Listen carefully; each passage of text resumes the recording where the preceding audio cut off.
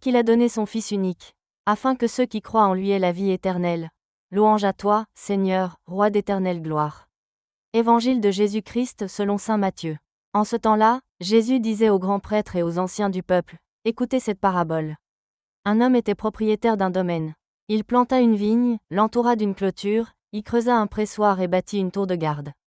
Puis il loua cette vigne à des vignerons, et partit en voyage. Quand arriva le temps des fruits, il envoya ses serviteurs auprès des vignerons pour se faire remettre le produit de sa vigne. Mais les vignerons se saisirent des serviteurs, frappèrent l'un, tuèrent l'autre, lapidèrent le troisième. De nouveau, le propriétaire envoya d'autres serviteurs plus nombreux que les premiers. Mais on les traita de la même façon. Finalement, il leur envoya son fils, en se disant, « Ils respecteront mon fils. » Mais, voyant le fils, les vignerons se dirent entre eux, « Voici l'héritier, venez.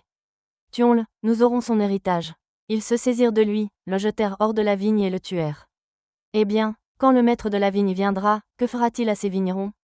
On lui répond, « Ces misérables, il les fera périr misérablement. » Il louera la vigne à d'autres vignerons, qui lui en remettront le produit en temps voulu. Jésus leur dit, « N'avez-vous jamais lu dans les Écritures? La pierre qu'ont rejetée les bâtisseurs est devenue la pierre d'angle. C'est là l'œuvre du Seigneur, la merveille devant nos yeux.